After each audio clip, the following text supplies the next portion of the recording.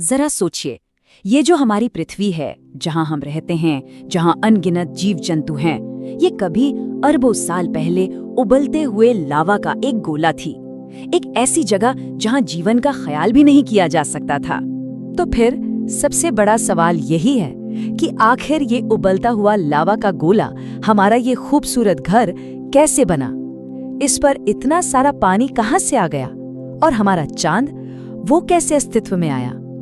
इन सभी सवालों के जवाब हमारे सौरमंडल और सूरज के जन्म की कहानी में छिपे हैं। तो चलिए शुरू करते हैं ये सफर। चलिए समय में बहुत पीछे चलते हैं। कितना पीछे? लगभग 4.6 अरब साल। उस समय सोचिए, ना तो हमारा सूरज था और न ही कोई ग्रह। बस अंतरिक्ष के अंधेरे में धूल और गैस का एक बहुत बड़ा ठंडा सा बादल तैर रहा था।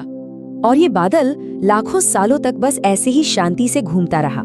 फिर अचानक पास के ही एक तारे में एक जबरदस्त धमाका हुआ, एक सुपरनोवा। इस धमाके से जो शॉकवेव निकली, उन्होंने उस बादल में हलचल मचा दी। सारी गैस और धूल एक दूसरे के पास आने लगी, सिकुड़ने लगी और धीरे धीरे एक चपटी घूमती हुई डिस्क में बदल गई। अब ये जो डिस्क घूम रही थी, इसके बिल्कुल सेंटर में ग्रेविटी के कारण दबाव और गर्मी बढ़ती चली गई। इतनी बढ़ी कि तापमान पहुंच गया लगभग 1.5 करोड़ डिग्री सेल्सियस तक। और इतनी ज्यादा गर्मी में न्यूक्लियर फ्यूजन शुरू हो गया। और बस इसी न्यूक्लियर फ्यूजन के साथ जन्म हुआ हमारे सूरज का। और हमारा सूरज इतना बड़ा बना कि उस पूरे बादल का लगभग सारा का सारा मटेरियल, यानी 99.8% उसी में समा गया। अब सोचिए, बाकी सब कुछ, हमारी पृथ्वी, दूसरे ग्रह, चांद, ये सब उस बचे हुए मामूली से 0.2% मटेरियल से बनी है। कमाल की बात है ना? ओके, तो सूरज तो बन गया, लेकिन उस बचे हुए 0.2% मटेरियल का क्या? वहीं से शुरू होती है हमारी, यानी पृथ्वी और बाकी ग्रहों के बनने की कहानी। और इस प्रक्रिया को कहते हैं एक्रीशन।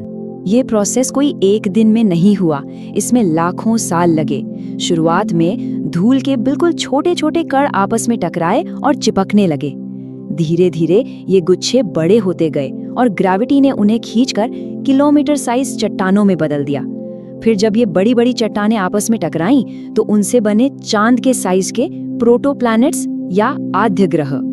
हाँ, तो इसी पूरे प्रोसेस को, जिसमें छोटी छोटी चीजें जुड़कर कुछ बड़ा बनाती हैं, साइंस में एक्रीशन कहते हैं। सीधा सा मतलब है ग्रेविटी के कारण सबका एक साथ जुड़ जाना।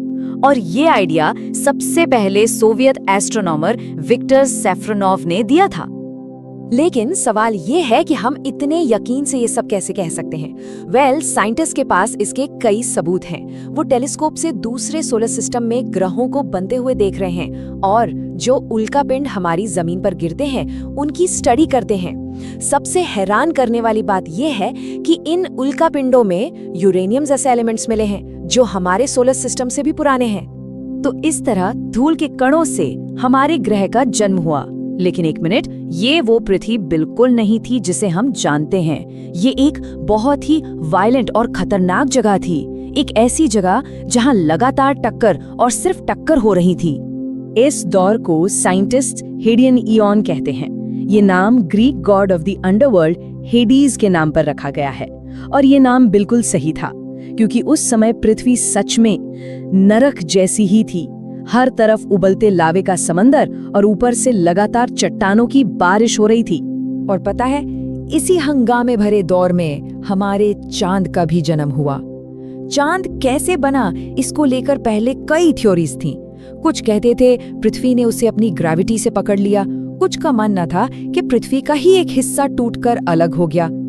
लेकिन आज जो मॉडर्न थ्योरी है, वो इन सब से बिल्कुल अलग है।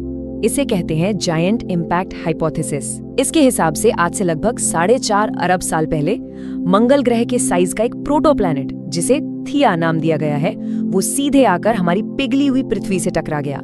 ये एक ऐसी टक्कर थी जिसने अंतरिक्ष में ढेर सारा मलबा बिखेर दिया और यही मलबा धीरे धीरे ग्रेविटी से जुड़कर हमारा चांद बन गया।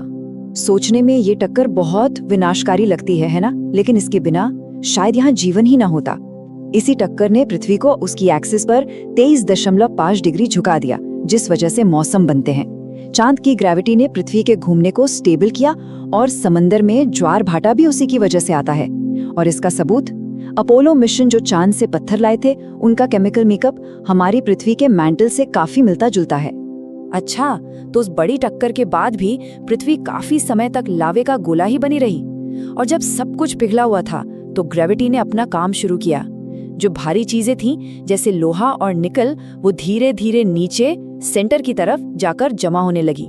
इस प्रोसेस को डिफरेंशिएशन कहते हैं, और इसी से पृथ्वी की परतें बनी।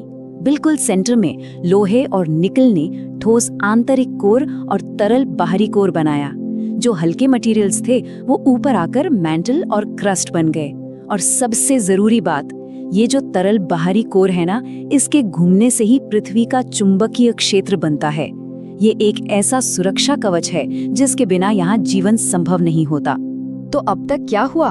हमारे पास एक आग का गोला था जो अब एक लेयर्स वाला चट्टानी ग्रह बन चुका था, लेकिन अभी भी दो बहुत जरूरी चीजों की कमी थी, पानी और सांस लेने लायक एटमॉस्फेयर। तो फिर पृथ्वी पर इतना सारा पानी कहाँ से आया? इसका जवाब भी उसी हेडियन इयॉन की बमबारी में है। उस समय जो अनगिनत धूमकेतु और क्षुद्र ग्रह पृथ्वी से टकरा रहे थे, वो अपने साथ ढेर सारी बर्फ लेकर आए थे, और यही बर्फ पिघलकर हमारे महासागरों में भर गई। और जैसे जैसे पृथ्वी ठंडी होने लगी, ज्वालामुखियों से ढेर सारी भाप निकलने लगी जो वायुमंडल में जमा हो गई। फिर ये भाप ठंडी हुई और लाखों सालों तक बारिश होती रही। इसी से समंदर बने। इन्हीं ज्वालामुखियों से शुरुआती वायुमंडल भी बना। और जैसा हमने पहले बात की, चुंबकीय क्षेत्र ने इस नए वायुमंडल को सूरज की खतरनाक सौर हवाओं से बचाकर रखा।